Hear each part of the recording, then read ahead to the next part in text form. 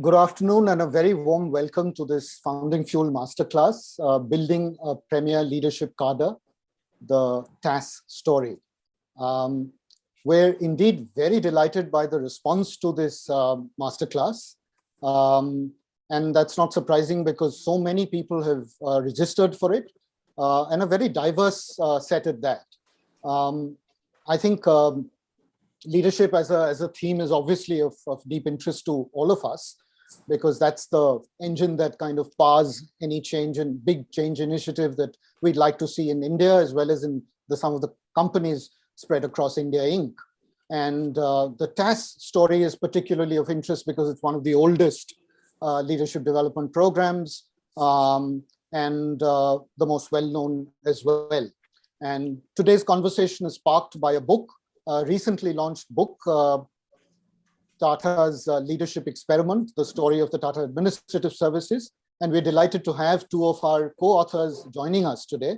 And I'll quickly come and introduce them, as well as the other special guests that we have with us today.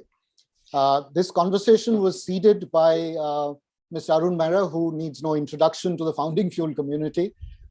He suggested that maybe it'd be a good idea to have a conversation around the book and the ideas that it represents. And here we are. And so I'd like to first warmly welcome all the live stream audience that has joined us this afternoon. Delighted to see many familiar faces and lots of new ones as well. Maybe it's a good idea for you to just tap in a line on the YouTube chat, introducing yourself and where you're joining us from, so that people on that chat get to know each other. My colleague and co-founder, Charles Assisi, is going to be moderating that chat. He will respond to some of your comments and questions as well. And he will share some of those questions with us here, and I'll share them with Mr. Maira for the panel to respond to, so that it keeps it interactive and you remain engaged right through this conversation. So without much ado, I'll quickly jump into the introductions to the panel. Most of them you'd be already familiar with, but I'll start with Bharat and Mukund. Bharat, very warm welcome to this session.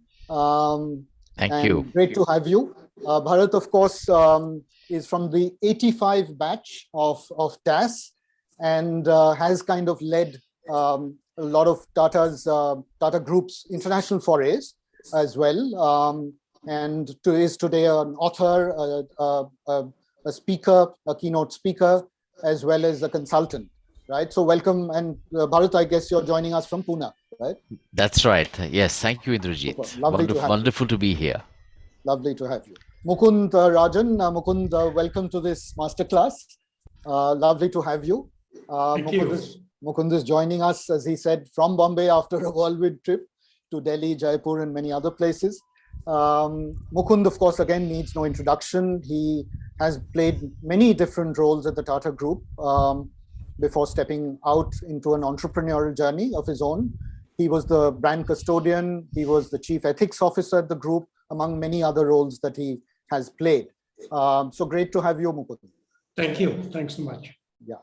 We have three special guests today. Again, people who don't really need long introductions, so I'm going to keep it very short, and you'll hear more about them from Mr. Maira when he draws them into the conversation.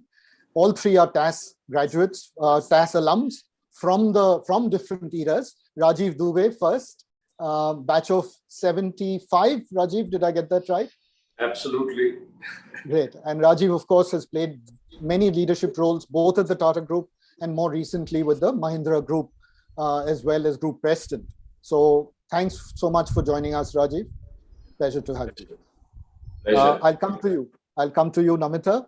Namita Jain joins us from Delhi. She was from the 91 batch of TAS and was just telling us about her experience of reading the book that Mukund and Bharat wrote. And I'm sorry, I should have mentioned Sonu Bhasin as well. Yes, that's right. Thank you so much for holding up the book. It's a wonderful read. If you haven't had a chance to pick up a copy, please do so. It's a racy read as well and keep you hooked. So Namita, of course, has also stepped out of the Tata group after, I think, I don't know how many years were you there, Namita? You're on mute, I think.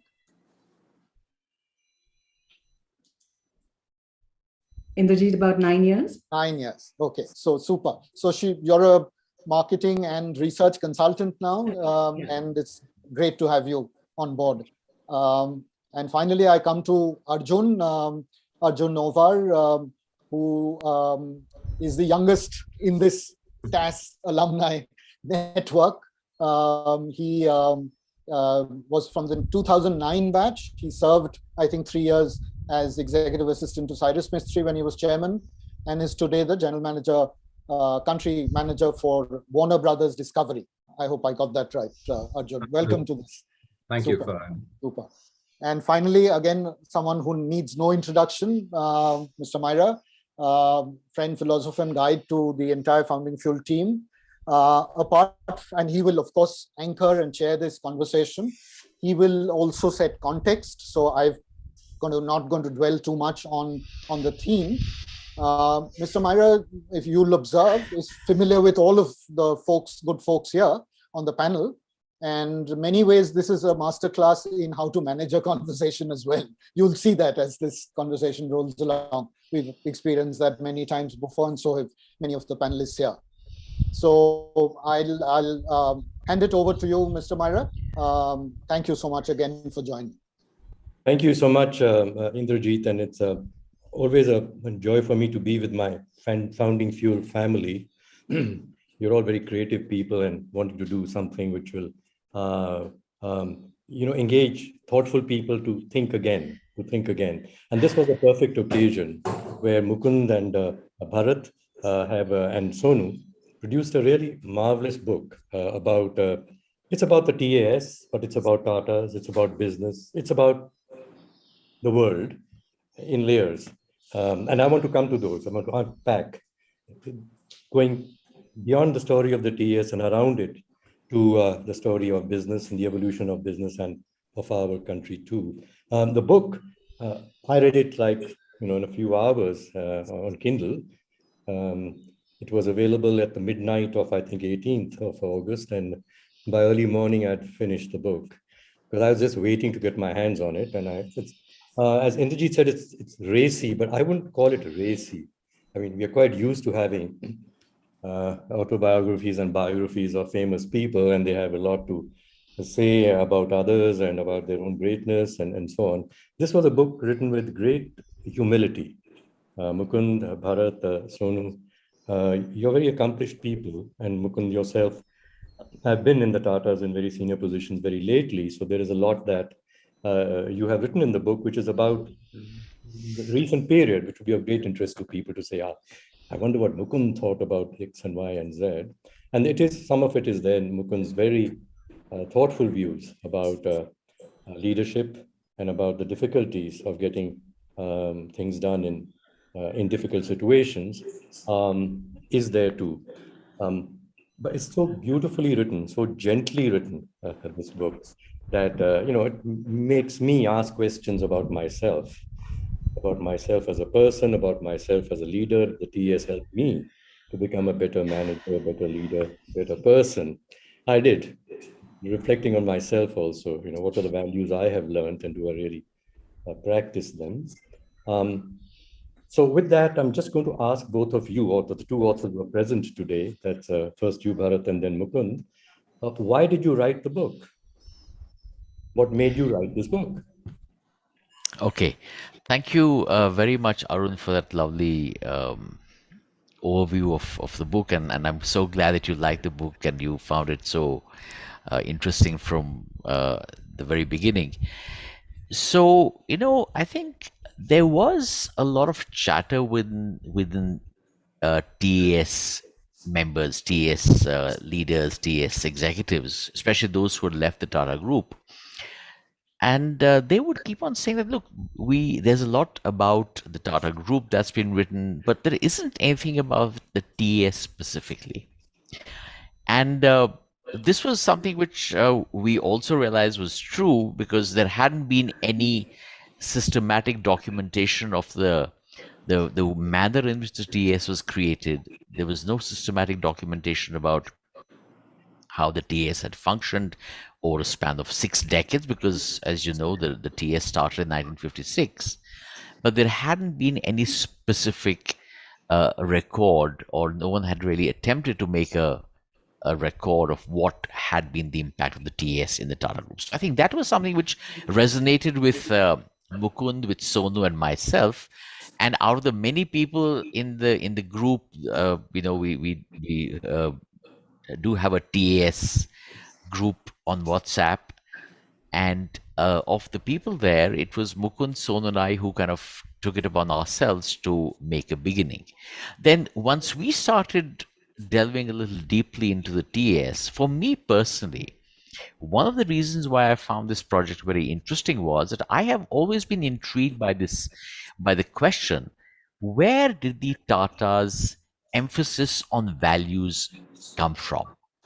Wasn't it it's almost, you never talk about the Tata Group without talking about the fact that they are committed to values. But I personally was keen to know, where did all this come from? Of course, as a TAS officer within the Tata Group for close to 3 decades, I had an idea. But researching this thing from the outside was something I was keen to do, and that's something we did also. And finally, we also wanted to ascertain what had been the impact of the TAS on the fortunes of the Tata Group. And I think we have answered that question also fairly well, with giving a perspective from the personal experiences and the anecdotes that many of the TAS people whom we interviewed for the book shared with us. So those were the 2 or 3 main features or key motivations to write the book. But I think Mukund may also want to add to this list of ideas.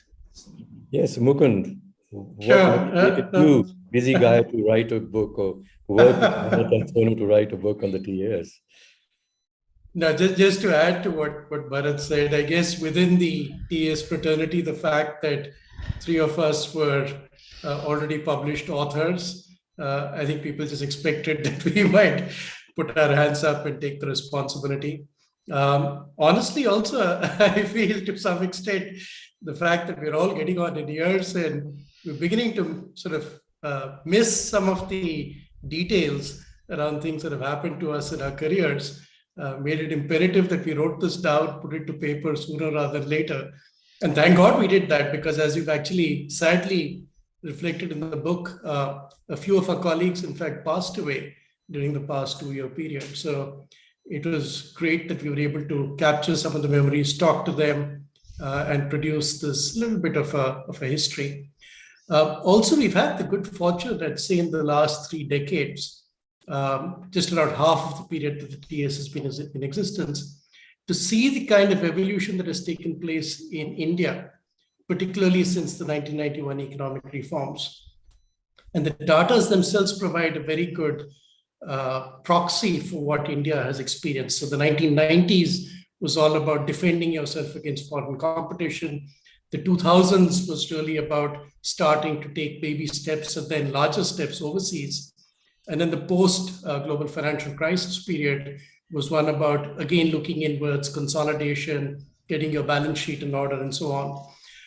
And most recently, I guess, the COVID period and some of the issues we've seen around climate change, the impact on the environment, COVID itself, all of this has brought to the forefront, I think, the importance of ESG, environment, social, and governance. And the Tatas really have been, I think, perhaps one of the best examples of ESG in practice at a business house.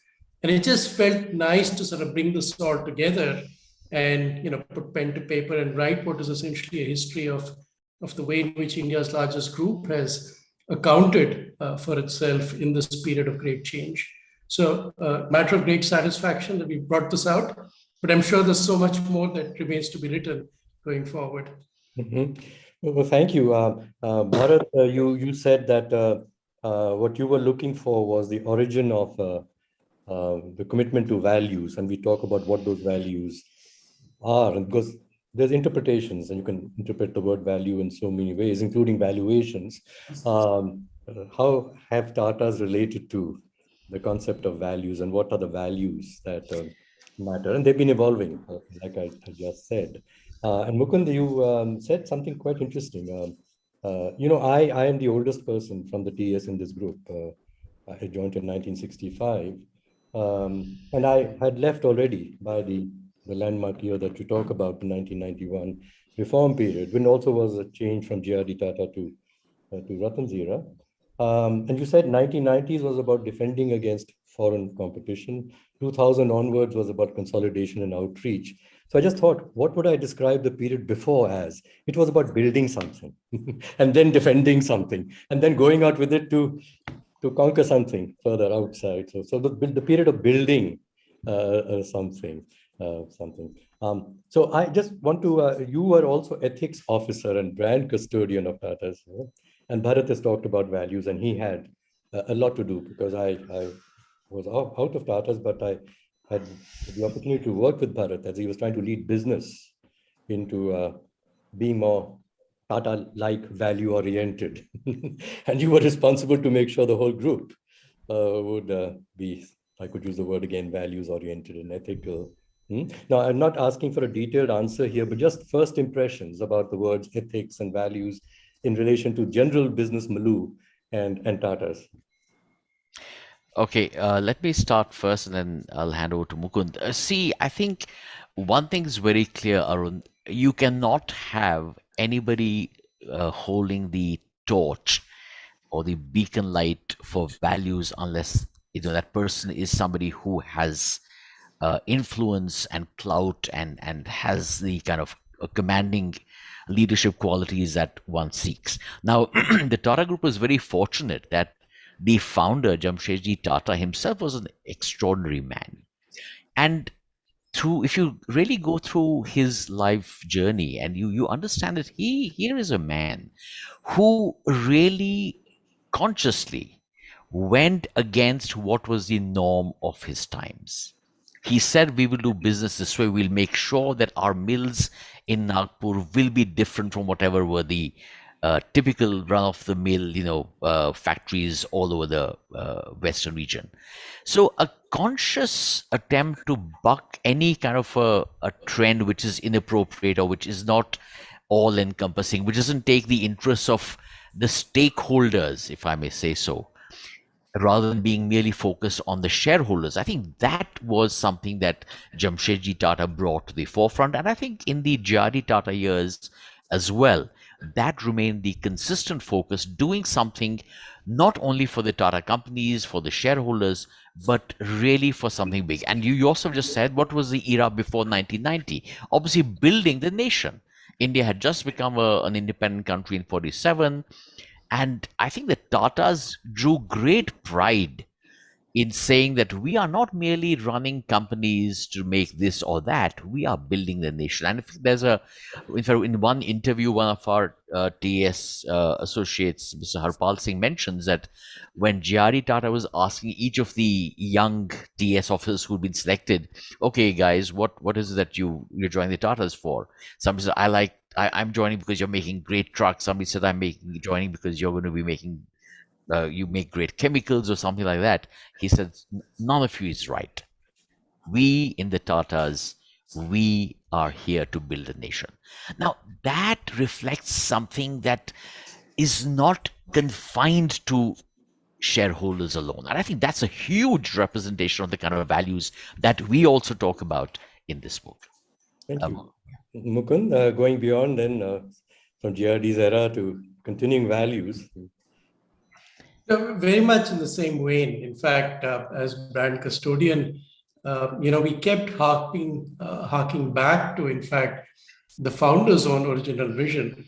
And there's this quote of his, which you'll see displayed prominently in many institutions of the Tatas. In a free enterprise, the community is not just another stakeholder in business, but is in fact the very purpose of its existence. And if you think about it carefully, it's clear that unless you have a thriving community, you will not have thriving customers, you will not have thriving investors, you will not have thriving lenders. For a business to survive, the community around it has to also survive and do rather well. And I think this is the modern concept of corporate responsibility. And so in that sense, Tata's, for over 150 years of their existence, have been carrying the flag for this concept of stakeholder-driven capitalism. And that's been, I think, remarkable. They were ahead of their times. And that's something that has sustained. Today also, the Tata Group's mission or the core purpose is to improve the quality of life of the communities it serves through long-term stakeholder value creation based on leadership and trust. And so it's, I think, at the heart of who the Tata Group still is and wants to be. And I think when you're very clear about that, there is strong alignment between your purpose, your vision, your values, that's when you get outperformance, I think, in the corporate world. I think Tata's have been a great example of that. Mm-hmm, mm-hmm.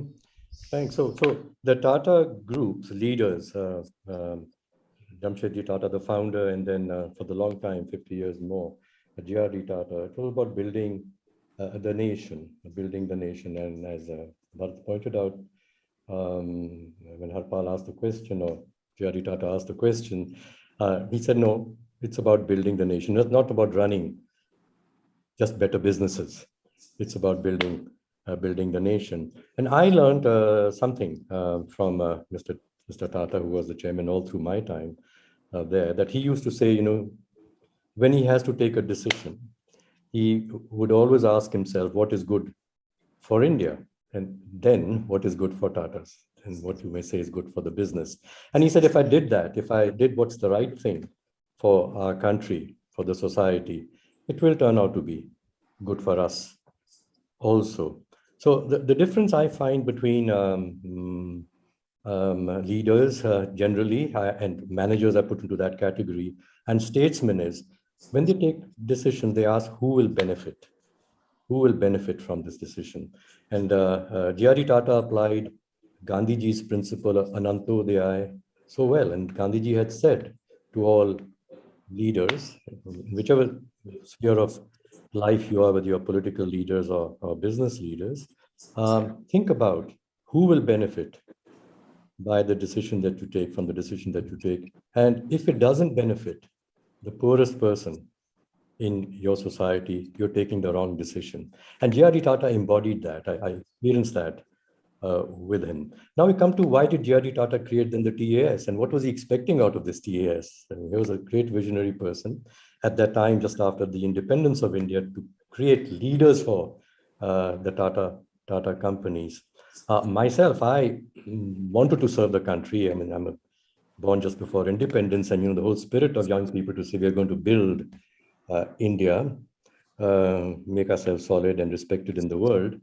And I wanted to join the IAS and IFS. It seemed to be the only place where people with such spirit would be given an opportunity to do something for the country. Business was, it's about making more money and better, as you said, tin cans and soaps and so on. If you want to serve the country, then you join the IAS. But I got invited to an interview with the Tata directors for the TAS, which had just started a few years before.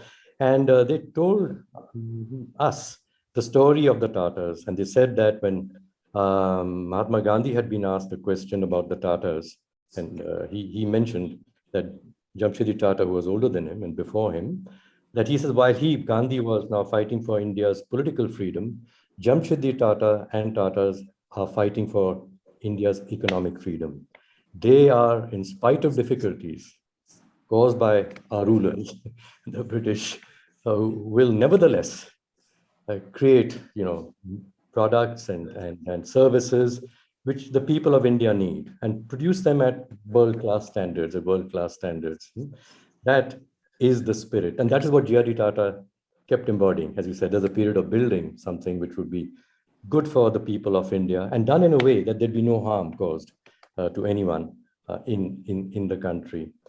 So he did call his service not a management service, and you discussed that in the book, but called it the Indian Administrative Service. And maybe that's why I wanted to join the TS rather than the management services of other companies. I thought the purpose of it was a noble purpose. However, I was also curious always about the use of the word administration, because administration looks like the most dull thing to do.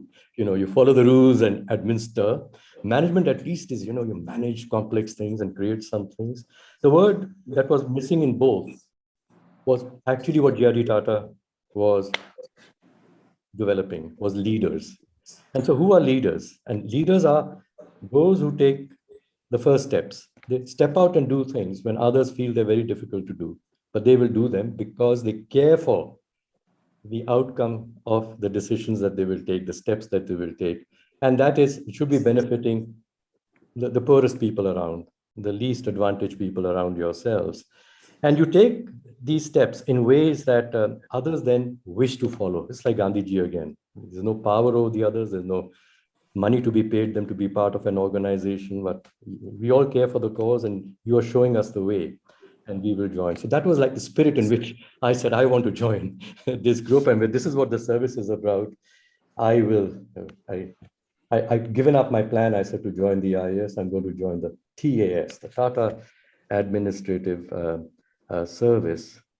I was invited, however, I got into government after I'd retired and thought it's time to hang up my boots in 65, when the Prime Minister said, come now and serve the country. Come and join government. I said, oh gosh, I thought I'd diverted long ago and I was doing good things, but not government. And government has a very bad reputation. It's administration, bureaucratic, too much regulation.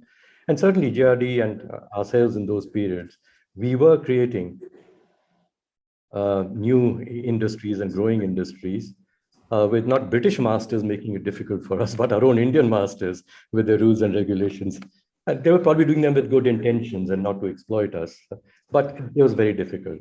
So he, with a great sense of humor, GRD would work through that also, these the cobwebs around. So I get into the planning commission and the Prime Minister is saying, industry is not developing the way it used to when Tatas were developing. That's why we have you here. You've got to get the spirit of building things in this country.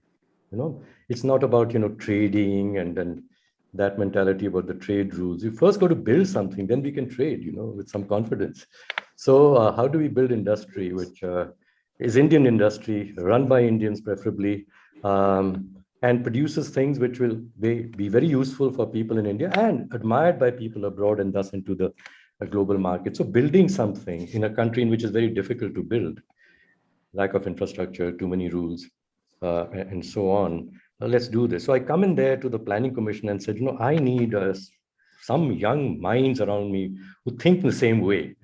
Think about the country first and have the energy, and they're much younger than me and therefore will challenge my present ways of thinking. The government couldn't provide these people to me. I mean, I looked out there, I had 6, 7 chaps of the rank of Secretary of IFS working with me in the planning commission. I said, no, but they don't think like builders and leaders. They're very fine experts and maybe administrators, perhaps managers, you might call them, but they're not creators. They're not leaders who build along with others. So I turned to Satish Pradhan, and I hope he's listening here, because he was running, Satish was responsible for the Tata Administrative Services. This is in the 2009. And I said, Satish, I wish at this time I was in a Tata company and I could turn to the head of the TS and say, can you give me a bright person with this sort of spirit? That's what I need.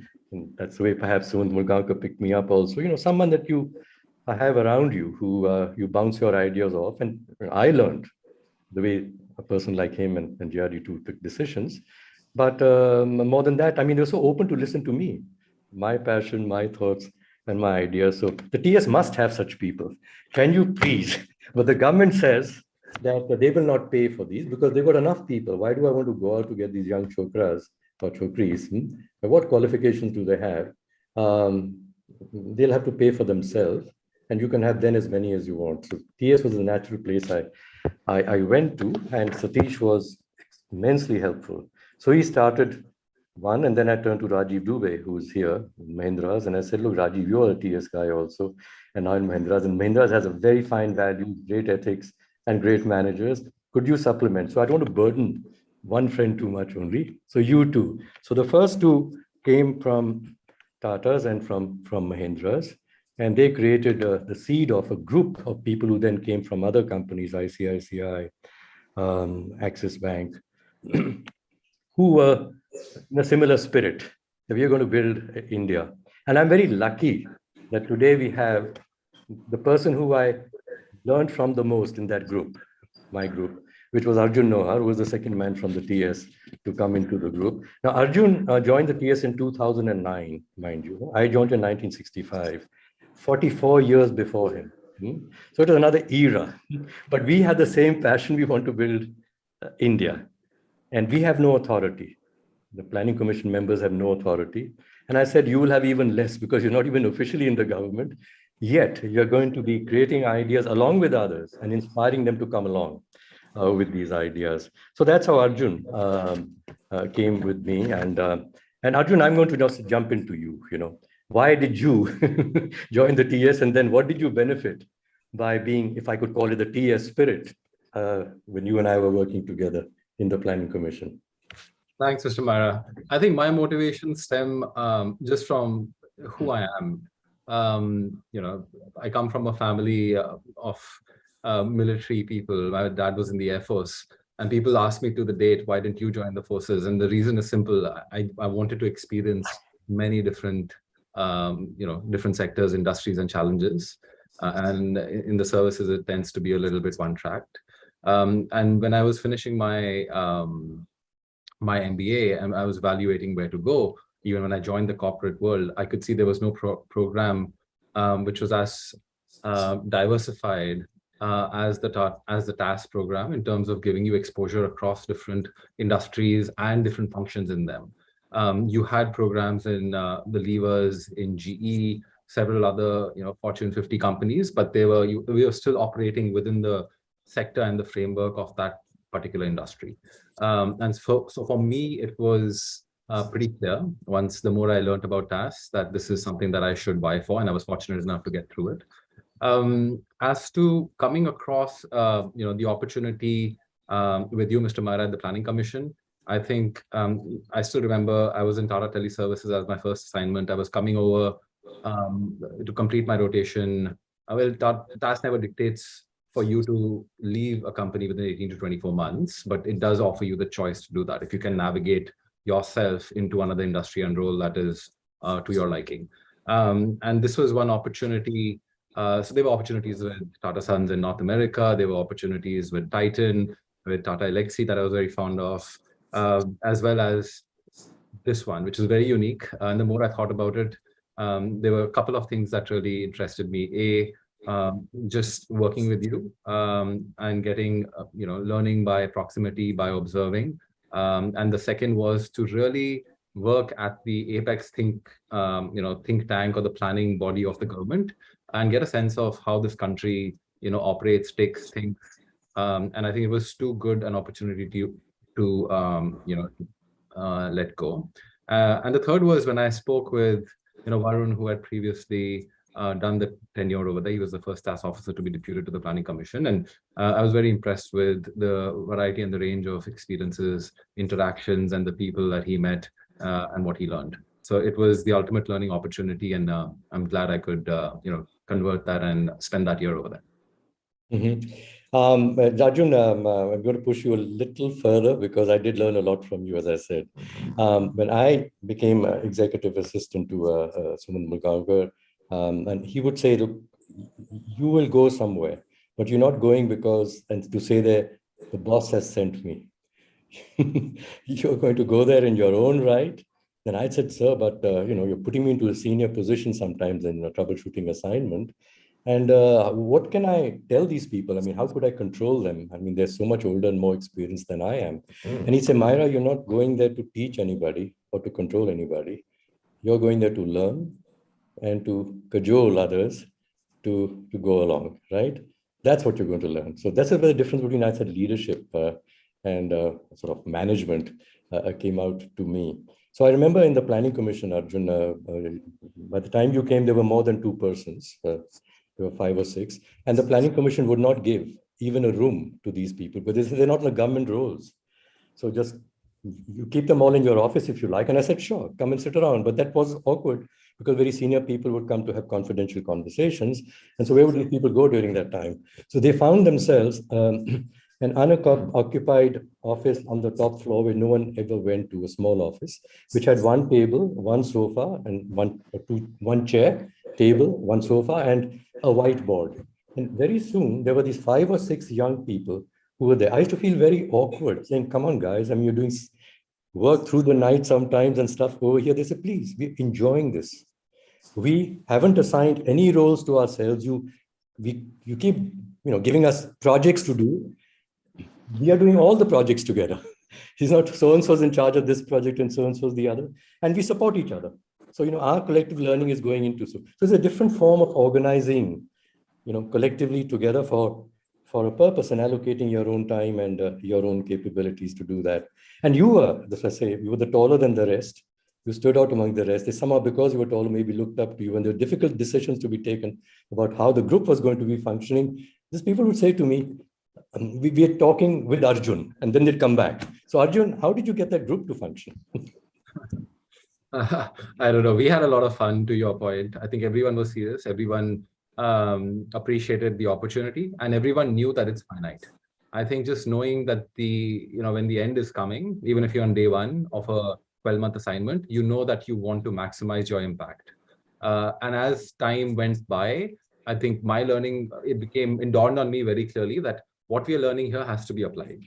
And that's, I think, the philosophy that you also used to, you used to kind of put out, that you have to apply what you are learning and taking away from here. And that's the only way, that any of this would be of true benefit to not just you, but, those around you. And I think it was an organic process. I don't think even to date, there was any way in which we, decided somebody would be leading the project or not. It was more a function of how much effort and how much initiative you took.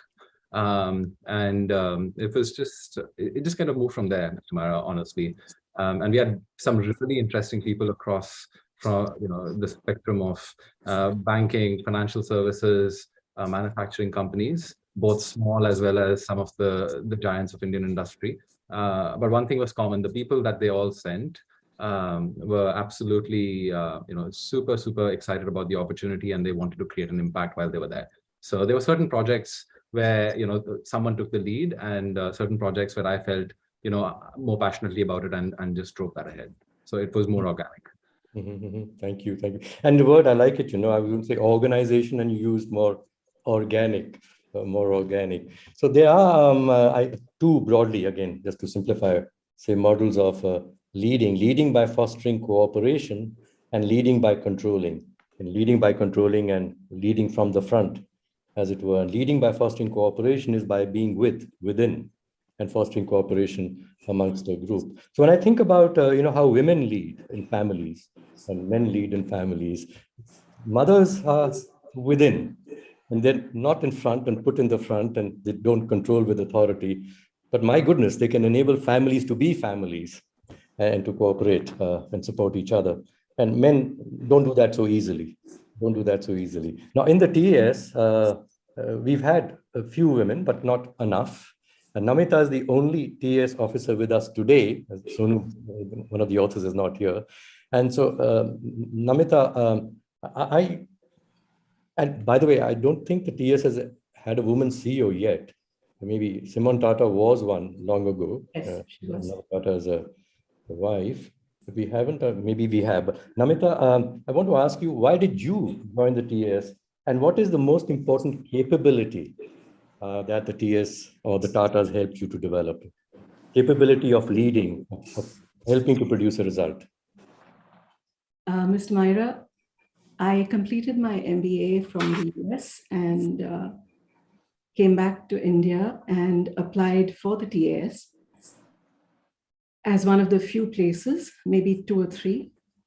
And that was born out of the conviction that I wanted to work for a group that was known for its nation-building spirit.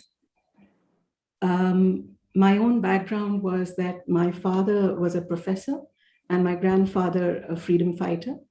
So it was my way of trying to live my values and trying to help my country in terms of economic progress. We're talking the end of 1990. And in fact, Rusi Modi asked me this question in my interview as to why I was coming back to India. And I said it's because I want to be there and help in India's economic progress. And coincidentally, July 1991, liberalization happened. And this was in the middle of Bharat Darshan. We were going all across India. There were projects one was seeing where the Tatas very evidently had invested money and people, dedicated people with a view to building national capability.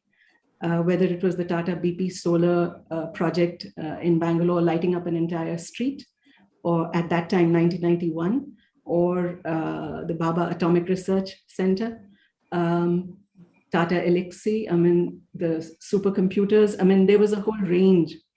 And that just strengthened my conviction that I was in the right place and that I could live out my values and do good for my country.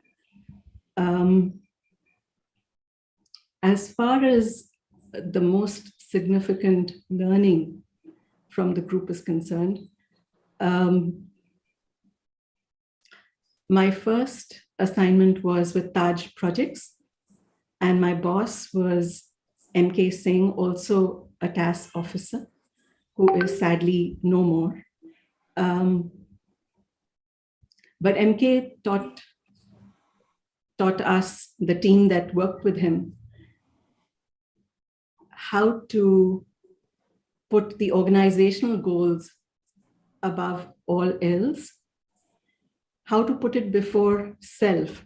We worked as a team almost every weekend. We barely took time off. We worked with the passion and the conviction that every contract with the UAE that we were working on weekends was going to make a huge difference to our company. We worked with the conviction that every time we negotiated on a heat ventilation, air conditioning equipment piece, that it was in some way going to make a dramatic difference to the fortunes of the group. And he taught us how to negotiate. His favorite maneuver was that, at that time, Delhi and Bombay Taj had a hotline. So you placed a call from Delhi, and if the line was free, you'd get the connection. Otherwise, they would call back. And Prashant Sengupta, also a TAS officer, was Bombay Taj, ABK's office, and Delhi was MK Singh. And if the call got placed, and he would ask the secretary, is it their call or ours? Meaning that where is the negotiating possibility? And given that we worked in projects and we had a whole lot of partners that we worked with, it was a way for him to understand how important is that call for the person. And we learned that from him. But more than anything else, he taught us financial budgeting. Okay? He was a leader par excellence because he carried the group with him. He followed his convictions. He was beyond reproach. His ethics were beyond doubt. And he followed his value system. His own parents, one had a chance to have brief interactions, and he was following his personal value system. And that is what one learned, that as you go on in life and you start managing. So when I went on to manage Khazana, for example, which were the in-house outlets of the Taj, I took over from the incumbent who needed to leave, and there were many issues that needed to get resolved. But I learned to manage operations and take care of financial audits and take over a sizable inventory and a sizable team across the country, because MK had taught me that is, how you follow your convictions. You make mistakes, you learn from them, you rise above them, you go ahead, take the next step, and then take the next step. So that courage of conviction that came from having that solid background and that training, that has stood me in good stead through my career everywhere in life. That courage of conviction carries you through the most difficult situations. Thank you. Thanks. courage of convictions, and you joined the Tatas to, as you say, to serve the country, and you carried it through your continuing desire to serve the country, which I noticed that, in our conversation, the TS WhatsApp group, Namita, the person who would always say, come on, guys, the group has given us so much. Why are we wasting our time chattering like any other WhatsApp group? Why don't we get serious and, explore things in terms of ideas amongst ourselves, which would be good for the country, for the people. Rajeev, you're the second oldest in this group. You joined in 1975, 10 years after I did. And I've known you there for the longest. And I've learned to respect you as a leader, as a statesman almost in business. And there's some particular value which J.R.D. Tata had, is that, the respect for the humblest person in the operation, the blue collar worker on the factory floor and stuff. And J.R.D. Tata was, as you know, a pioneer in systems of human resource management. And that's what he personally gave attention to in every Tata company. Did we have good human resource systems? And I want to bring the word of management back again, because he didn't see management as, professional hiring, professional firing, professional salary payment. It was more about listening, concerns, caring, nurturing people. Do they feel satisfied that they are being fulfilled by being in the group? And if something unfair is being done, he would jump down like anything. It was not the poorest person had the greatest right in that discussion, not the powerful person. So those are his values. And Rajeev, you have exemplified this, and you have been leading in Tatas when you were there, and then Mahindras, and now the ILO. And that's how I got even closer to you in the Planning Commission. Let's change the way companies work, humans in the companies work together. It is your value of respect for the weakest persons that enables the whole team to be a larger and more flourishing team. So we're talking about, in the TS, the development of leaders with what values, or managers. Are we trying to develop managers? And you had an interesting position, again, in Mahindras, where for a group, you were generally responsible, if I could say, about, bringing in leadership development, sitting with Anand in that. But in groups, it's quite hard, because the companies are separate companies and they must have their own boards and they are accountable directly to their own shareholders. The group executive has no right to interfere and with authority tell them what to do. They must learn it for themselves. So the companies are also developing leadership, and you from the outside, what can you do to develop it? It's like, I would say, Satish's issue also when he was leading the TAS. And then I talked about the IAS, Rajeev, and you and I have talked about that previously too, that so the IAS is a central service. It is mandated by the Constitution to provide people to the states, and the states and the center sort of manage it together, and the center can pull back people to the center for the sake of career development or for larger responsibilities, and then dump them back in the states when they're not needed at the center. So the parallels between the IAS, the structure of the IAS, and what J.R.D. Tata had intended for the TAS, and also the TAS, the Tatas were, it's a group with independent companies, like independent states, not even a federally, constitutionally joint states. How have you enabled people to be leaders without having direct control over their careers? Difficult question, Arun, but let me give it a shot. Let me talk about my experience in the Mahindras. I guess that's what you wanted to. We tried to create a purpose that would appeal to the inner space of all businesses. And we tried to create the possibility of getting people to cooperate while pursuing their own interests. So we couldn't push. In fact, even philosophically, Anand always used to tell me that, look, you cannot ever push. You have to create a pull So offer something that is of value to the businesses. And then if there is a pull for it, you will have created some value and you would have justified the existence of a group center. So we were always starting with what value are we creating for that business, which they cannot create for themselves. And really, we got people enthused about a purpose, that there is a purpose for which we exist. And I'm talking about Mahindra. Of course, Tatas have a purpose, a great purpose. That's why I joined them. Mahindra has also articulated a purpose. And it was through this purpose that we created a framework. And then we offered it to our businesses. Here is a framework. Here is the possibility of cooperating. Here is the possibility of taking and giving from each other. And if you think this has value, please accept it. And we also try to create certain experiences, both in terms of an assignment, in terms of coaching, mentoring, in terms of also some management inputs, experiences which any one business would have found difficult to offer to its potential leaders and leaders on their own.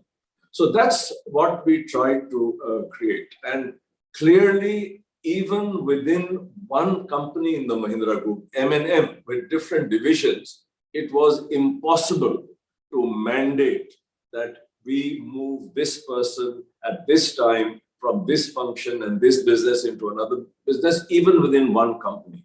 Forget about moving people from one company to another company. But we try to create, as I said, an ecosystem. We try to create experiences which any one business would have found it impossible to do. So that's what we tried in the Mahindras. I don't know whether I've answered your question. You have, and I'm going to just come back with you again, and then I'm going to bring in Bharat and Mukund.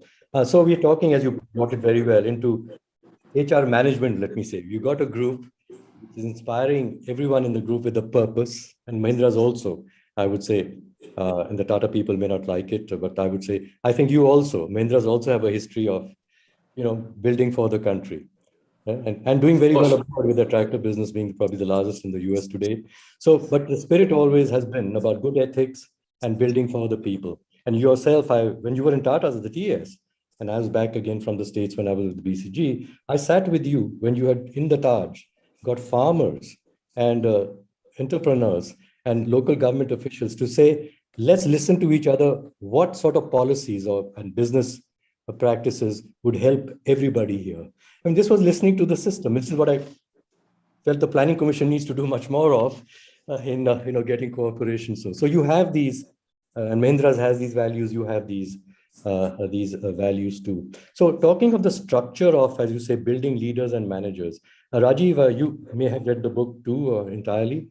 I did. Yeah, you have. I noticed this part, and that's the first I'm going to ask you. Then come to the two authors present with us.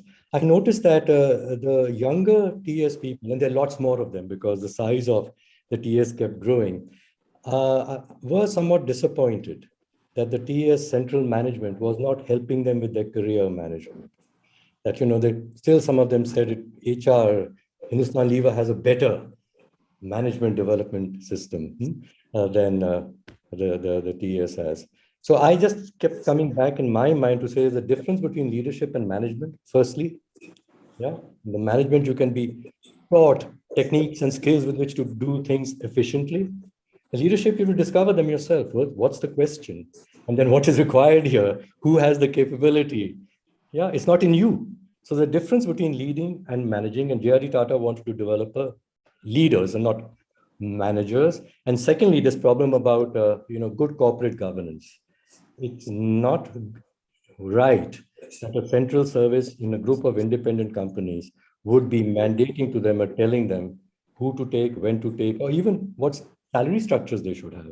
It's not of their business. So then how could a central service help the TS people develop themselves as leaders and manage their own careers? And so therefore, it's the expectation of people had when they joined. In my case, it was very clear that, you're going to have to swim here. We'll give you this first year or few years where you'll see how a senior person who's also swimming in a very uncertain environment and is accountable yet for producing results. Just see the way this person thinks and behaves and brings in others to support.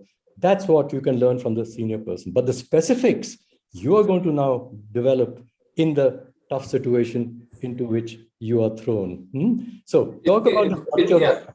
So in fact, Arun, I would just go one step further. As far as I am concerned, I was very grateful that I got that initial halo and the initial thing. And then it was clear to me that I had to swim or sink, and I had to do it on my own. In fact, I would have lost my self-respect if I ever felt that I was going somewhere just because somebody from Bombay House wanted me to go, or just because I belonged to the TAS. I have never felt that I had a birthright just because I got into the TAS to do well.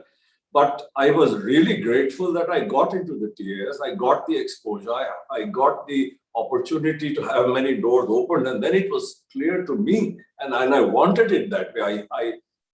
I hated it if anywhere I went, somebody would do something for me just because I came from the TAS. I would have lost all self-respect. So I'm totally with you. And I believe that you have to be thrown into the deep end, and then you either sink or you swim. And why should we even expect that we would be looked after? I mean, I know there are many of my TAS colleagues who hit me on the head and may not even talk to me afterwards.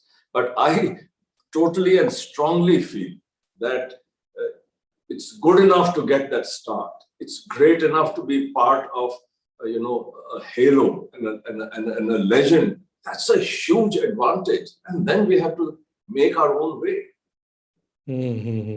Mukund and Bharat, I'm coming back to you because this is a thread I picked up in the book. And it goes back to, if you will, the contradiction between being a leadership development process and a management development service, as well as I said, leaders for a country or leaders for a group rather than the leader of a company.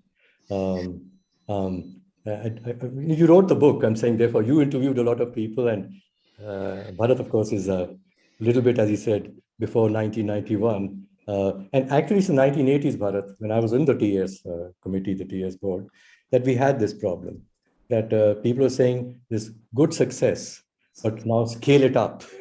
We need 10 times more. And the management schools are the ready, catchment. It's not difficult to go looking, just go there. The brightest Indians end up over there anyway. So attract the brightest Indians, and you should. We're measuring the success of the service by the number of people that were now being hired into the TAS. So I could see the shift. And when you get such large numbers, Bharat, how many senior people who themselves are good leaders and statesmen, what positions are there? You were lucky, and Mukund was extremely lucky to be, with the group chairman, and you yourself with the CEO of a lovely statesman also that you were with.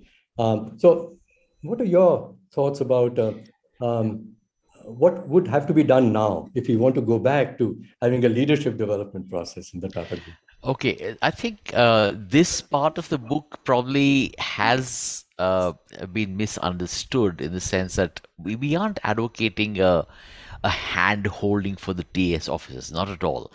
I think what we have mentioned in the book is this. The TAS officers brought a variety of capabilities that actually enabled them to be like entrepreneurs in the Tata Group, in the companies that they served. And not only that, willfully, many of the TAS officers were actually placed in positions where there was a problem. So if there was a problem, let's say in some part of a company, a TAS officer would be picked up and placed there to resolve that issue. And they would typically do a fairly good job of it.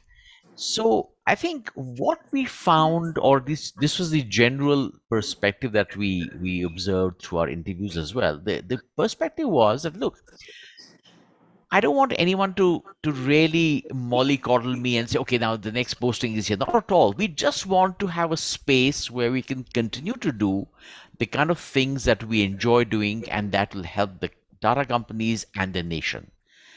So I think that also became relatively less as we moved from the 1990s into the 2000s. because Arjun described the entrepreneurial zeal of the young TAS officers and the other professionals from other companies so beautifully. That is the kind of spark that the TAS officers over the years brought to the Tata Group. And many Tata companies benefited substantially from that spark. Xerxes Desai, for instance, created Titan literally with the same kind of zeal and passion. And many TAS officers, really transformed the businesses that they're a part of simply because they thought of themselves as entrepreneurs, as owners of that business. Yeah. Mm-hmm. But when the opportunities to do more of that began to shrink, I think that's when the TAS officer said, "Hey guys, you're getting in a lot of people from the outside. Why don't you first assess if there is talent within the group that can fit that position before you get people from the outside?" So I think that was the kind of dissonance that I noticed. It wasn't so much about us wanting to be, to picked up from one assignment to the other. Not at all. Not like the IAS officers are, posted from one ministry to the other. Not at all. I think the TAS aspiration or the expectation was, look, we are really keen to create value. Just give us a space, a place to do that on a sustained basis. Thanks. That's a terrific, very clear, very good clarification. That it's not about the central TAS management placing people. As you said, sometimes even you use the word, we expect to be placed, but no, the real leaders don't expect to be placed. Exactly. They want an opportunity. And you said it's really that in the recent years, Tata is getting, maybe because they want to get fresh ideas, global ideas, the latest in financial management. So people from outside, and perhaps people who are nurtured inside, the most loyal, best TS people may not have that. Doesn't make them less as leaders, but they'd be probably, if I can say, less good at functional management in the new functions that you need the knowledge in. So this becomes a challenge then. You want to staff the group also with good functional managers with the latest skills. And so they are then the functional managers become leaders of companies and not real leaders. So this is a situation that arises. And we've got in many companies, people who are the best managers have produced the best efficiency results and value creation results. They are then appointed on the top. Are they really leaders? They are great business managers. So Mukund, you took both things and you were leading the group by, like Rajeev said, ethics. And the Tata's whole spirit, as I remember it, and I've read it and you've written your lovely book about brand custodian, is about, getting that same feeling. And the companies would volunteer to take advantage of the frameworks that you were requesting them to use. They get something out of being part of a larger group. But coming back to applying it to the TS people's expectation, that why are outsiders being given opportunities which we think we would be better suited for? Yeah, I think you and Bharat have sort of summarized it well. The fact is that even leaders need clarification of dilemmas. They need to have conversations with coaches. We're all on a journey where we're learning with every passing day. This whole mission of continuous learning means that you're opening yourself to continuous new influences. And I think it's a waste of talent if after the effort has been made to find the right kinds of people to staff the numbers of the Tata Administrative Service, you've not then maximized the potential that these people carry by making further investments in them. And a big part of the reason for the large attrition in the TAS has been the sense that TAS officers have had that elsewhere, there will be more investment made in their human capital, more support provided, more resources provided, and as Bharat said, more opportunity, quite honestly, to move into leadership roles. And that's been a big part of I think, the problem with the TAS in the last few decades.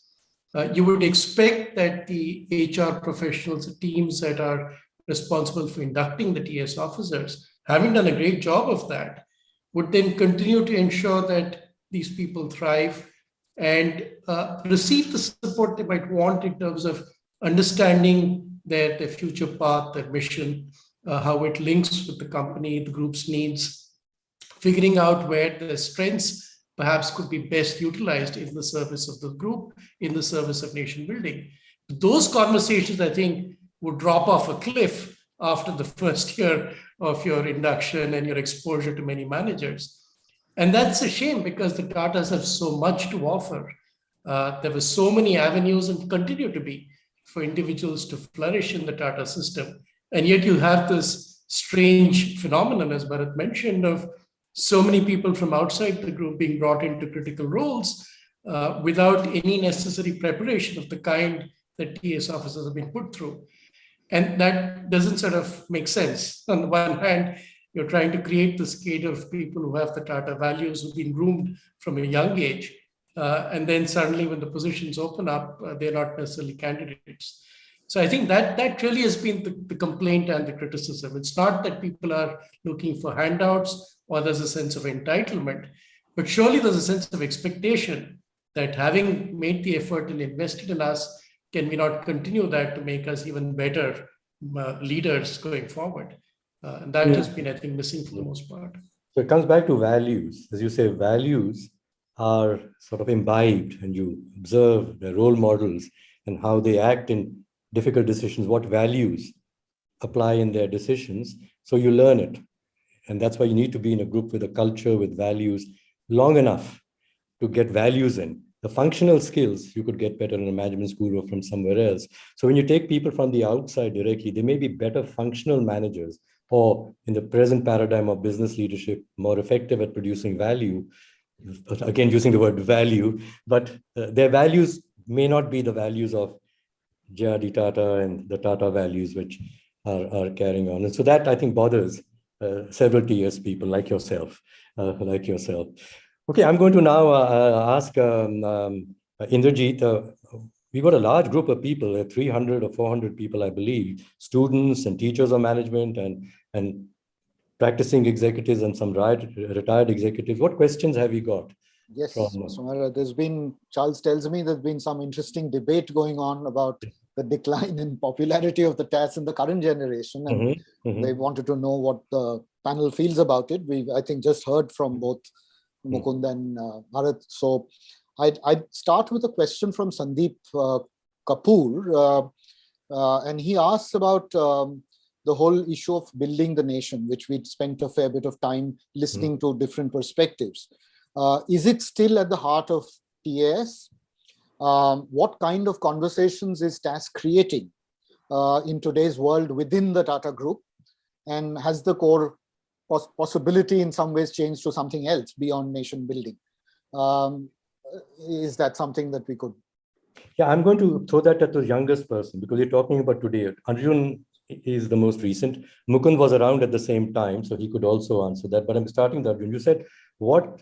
And we were talking here, Mukund, I liked your answer when you said that it's about coaching. You're not asking that the HR central person places you, but a good system provides you a coach. And the previous idea of being with a leader was he was like a coach, you get values. So if the central HR ensure that within the Tata Group, there are many good coaches, like maybe non-TS people also, that you have this resource. And when a person is facing some dilemmas, you put them together with a coach from within the group. So the values also come along. But the conversations about nation building is the TS providing a forum to these people who come in with a great desire. So Arjun, what did you experience in terms of what were the facilities that the central HR provided you, the TS management at the time provided you? Did they provide you these learning forums? You would discuss with each other and learn from each other, and also were you provided coaches who you could go to? So I think for the first year, when you become a TAS officer, it's a very well curated program and schedule where you rotate between 3 different Tata Group companies after an orientation, and also have a super 40-45 day immersion with an NGO where you live in a village or in a remote town, attached to an NGO or a rural communal project, and try to shape a positive outcome of whatever is the effort that's currently underway. I think the first year is fantastic, right? It gives you a lot of perspective, it gives you a lot of exposure.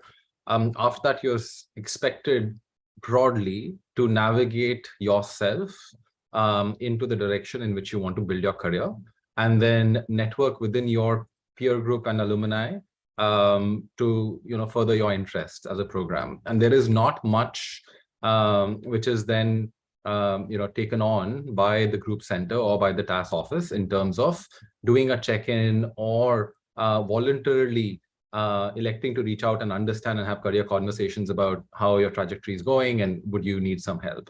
I think that is what is missing, because it's whether they're overwhelmed, I don't think so, because these batches just between 20 to 25 people. So it's not a large program. They're very selective, which is good. But I think somewhere that ethos has been lost, I believe, where they look at these resources as resources of the group and not just a resource of a company where they've chosen to attach themselves. The other question, Indrajit, that came through in terms of nation building and whether that is still something that's front and center of TAS officers or the TAS office. I think not structurally.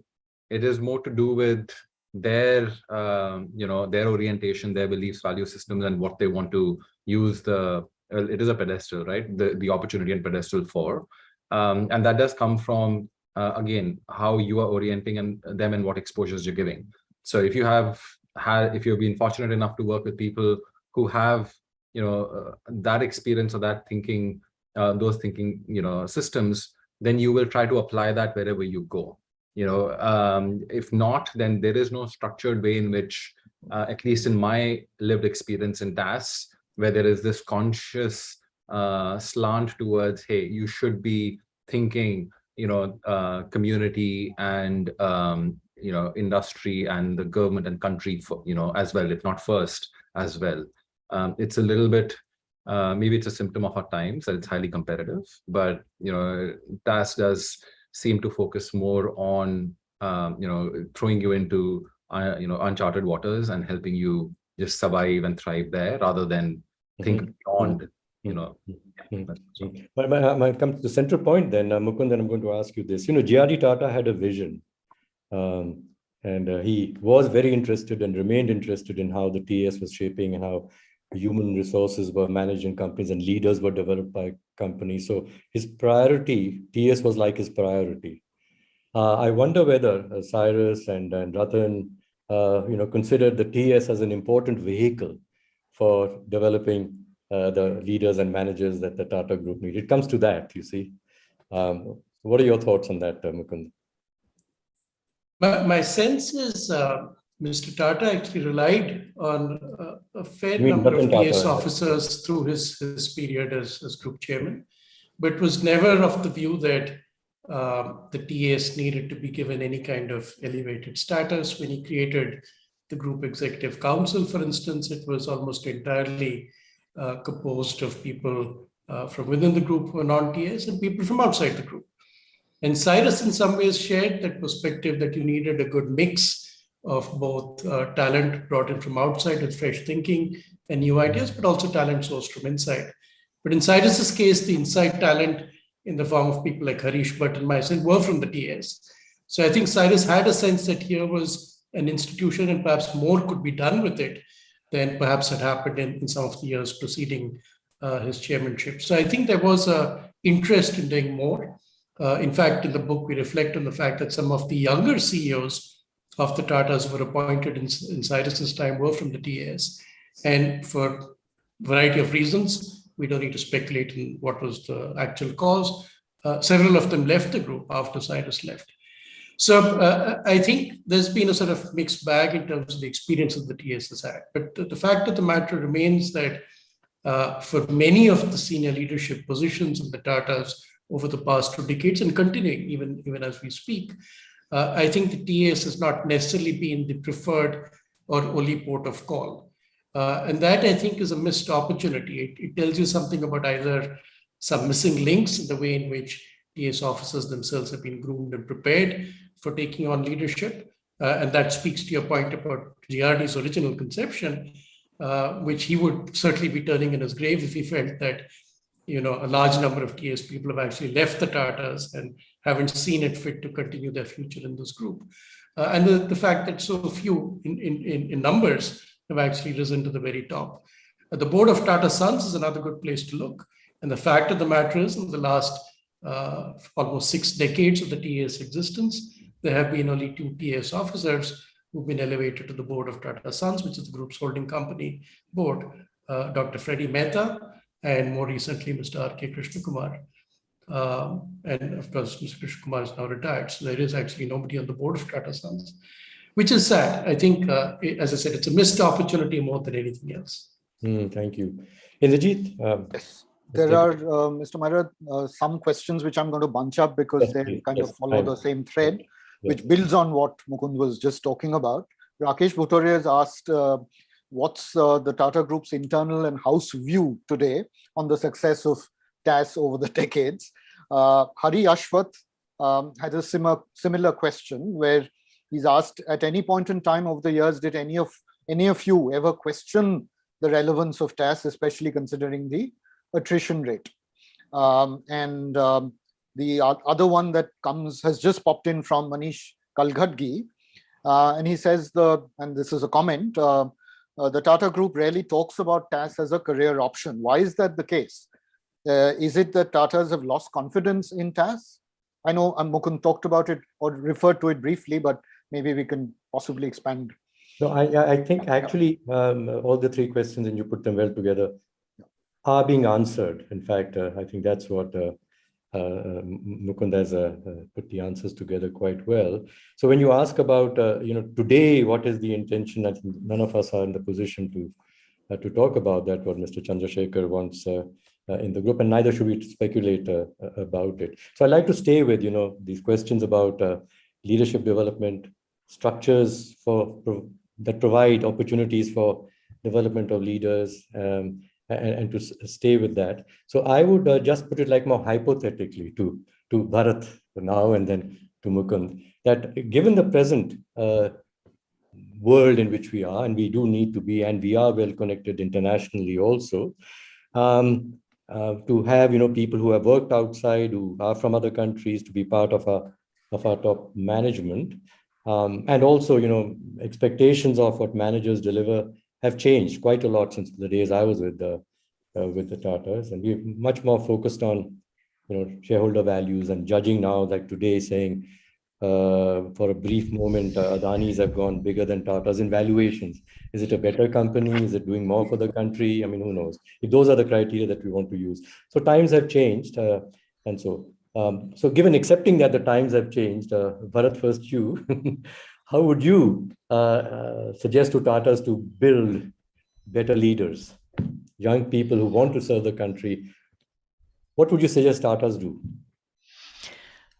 Okay, the answer is partly contained in the book that we've written. It's in the third part of the book. We talk about certain competencies that we think are going to be critical for the success not only of the Tata Group, but any company that really wants to be around for many, many years. So longevity-oriented companies that are committed to creating value for the long term need to have leaders who possess those 10+2 capabilities, which you talk about in the book. I won't go over them in detail, but one thing is sure, leadership is going to be the driver for the creation of value and for ensuring that it isn't only oriented towards shareholders, it's oriented towards the larger community, stakeholders in general. And that itself, in a way, gives legitimacy to the efforts of the company. Now, what needs to be done for this? Obviously, you start with ensuring that as many of the key leaders in the organization possess those 10+2 qualities, those competencies. And we have thought about those 10+2 capabilities very thoughtfully after going over what has really made the Tatas tick, and also looking at the future and seeing what are the kind of challenges we'll have in the years and the decades ahead. So those are, to my mind, the capabilities and competencies that need to be brought to the forefront in terms of developing young people who will serve the world, not only their nations, they'll serve the world better. Let's not forget that today, in a globalized world, planet Earth is an ecosystem that is being affected, unfortunately, in a very, very adverse fashion by the workings of companies that don't seem to give the right attention to what's good for planet Earth. So I think for the future, we will have to have leaders who are compassionate, who understand their connectedness with planet Earth, who will be caring for the environment.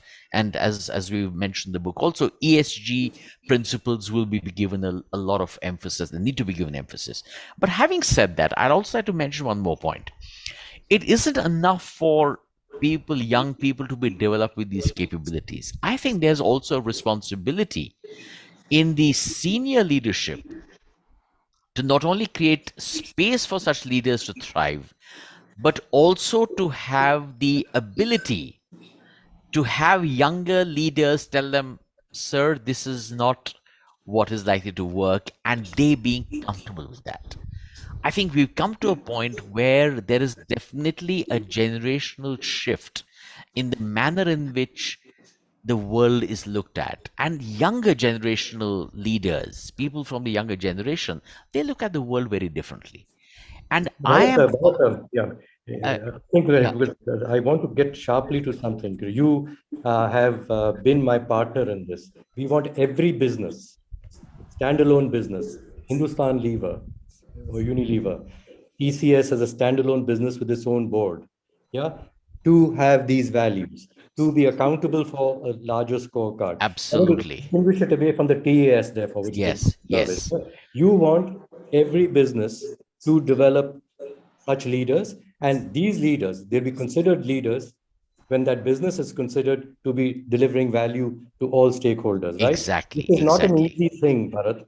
And this is where you come to the governance concept. Yeah. The corporation is being judged presently, right, by how much value it produced for shareholders. That is the legal fiduciary responsibility of the board. So I, serving on a board, can't be saying, look, I got these values and why don't you, develop this? And I can be taken to court and have been to say, how dare you divert from the purpose of the corporation, which is legally embodied. So this is again a structural problem. True. And this is where I come to, that with JRD, he recognized that, I've got to leave the companies alone. And of course, as Mukund said with Ratan too, creating fora where they could think about their broader responsibilities.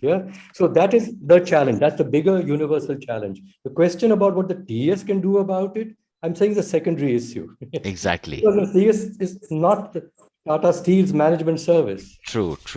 Let Tata Steel think about developing, as it does, leaders who have these values, and it's got its own processes for doing that. Does TCS have it? Do Reliance have it?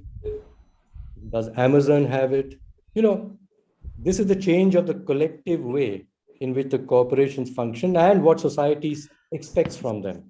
And we have mentioned, Arun, that in our book, we mentioned that this will also need a change of the metrics by which organizational success is gauged today. You mentioned that the role of the board or the role of a company is merely to ensure that shareholders get their returns. That's the case today, but that hasn't created a legacy which we in the world can be terribly happy about. I come to the leadership of the Tatas, trying to change the way corporations are judged. Tatas themselves are in a bit of a dilemma. I mean, they are internally perhaps continuing to manage themselves by those criteria, but when then they are compared with companies on the outside, they're not what they're valued for. It's like between our public sector banks and our private banks. Who knows? Perhaps the public sector banks have created much more value for India, not financial value for their shareholders, but private banks, when we compare them and say, look how much more efficient the private banks are. If all Indian banks had been privatized, look how much more shareholder wealth will have been created, but would the people of India have benefited? So changing social norms is, and what can we all do collectively together? And it's not about how the TS is run. I'm saying this, to me, therefore, in the book, this came to finally very well to what you said. Look, we started with, my career and what you could do for me. Those are piffling matters compared to the bigger issue here. Yes. And we want TS people who are not expecting someone to manage their career to say, I can see the difficulty you have as a leader about, changing the expectations of the corporation. I'm going to help you with that. And if that means that I'm not able to go very far because you can't change the world very far, let's work it together. Take the first steps together. So Mukund, I'm going to let you say for 1 minute as the brand custodian ethics manager, and then take one more last question.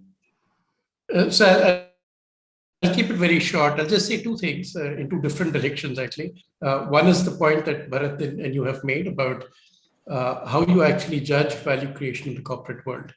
I think the good news is that now there are a number of initiatives afoot, particularly in the wake of all this focus on ESG, to try and develop the right metrics that give a good sense of value creation. So the task force on nature-based financial disclosures, for instance, is trying to put a value to the natural resource consumption that corporates undertake. Things of that nature, I think, will give us a much better handle on how to deal with long-term issues and challenges like climate change, the issues of job creation, social impact. All of this, what was missing in the past, I think, is an ability to put a number to it. And if you can't measure it, you can't improve it. So I think a lot of that is going to change. And companies that have thought in that direction in the past, as the Tatas have done, if they continue to focus on it, could do rather well, competitively speaking. The second is a slightly different direction, the point about globalization.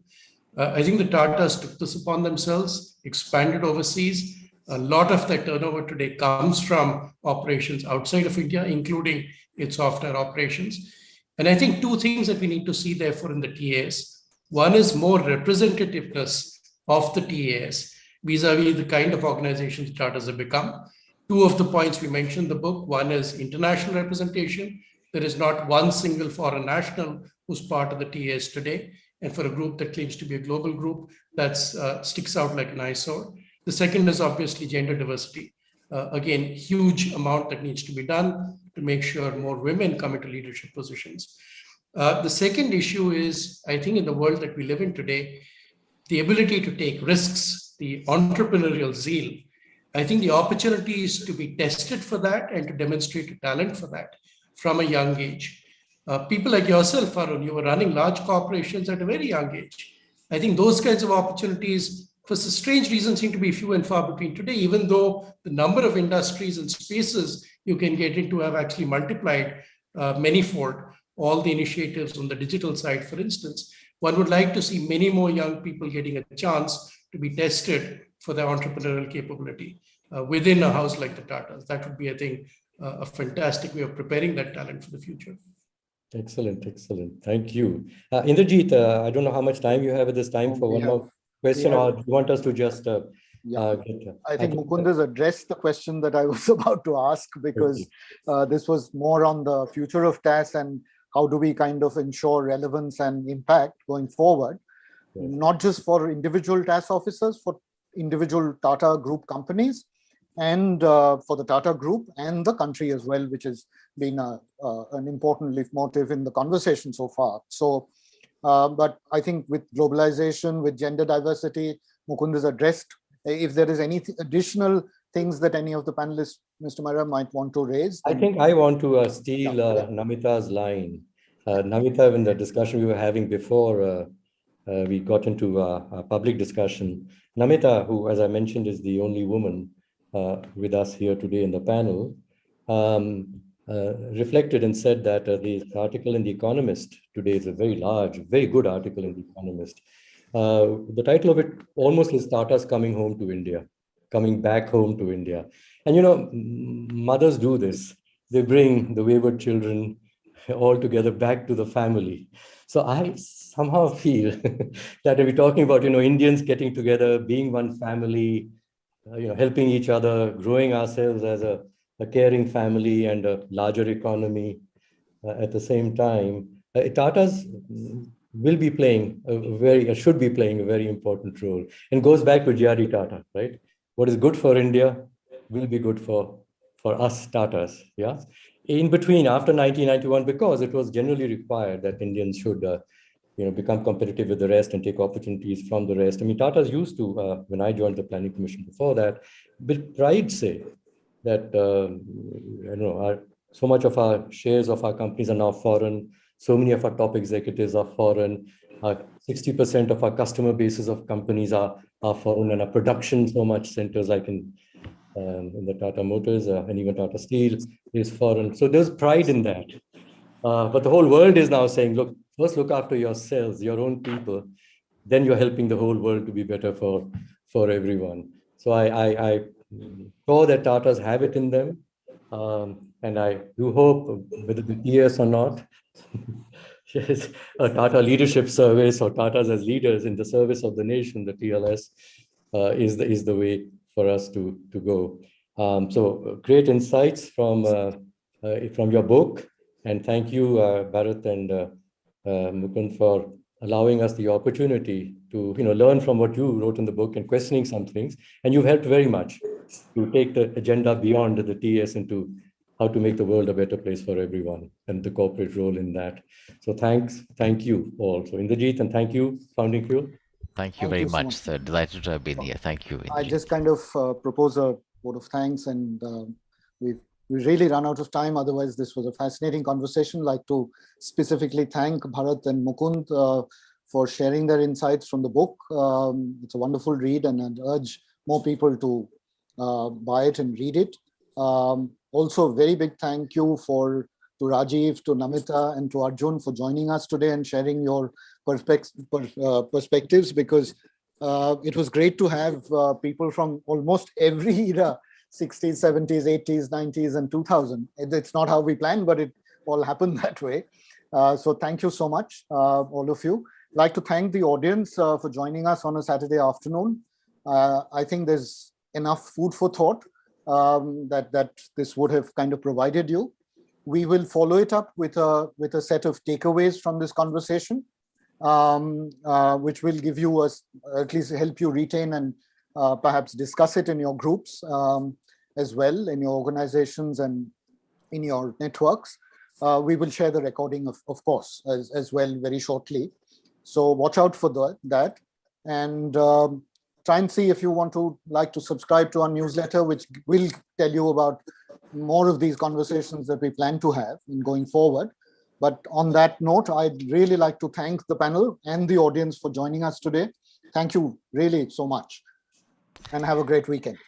Thank you very much. Thank you. Thank you, Arun, for the wonderful moderation. Thank you so much. Bye-bye. Thank you. Thank you. Thanks, Indrajit. Thank you. Bye-bye. Thank you. Right.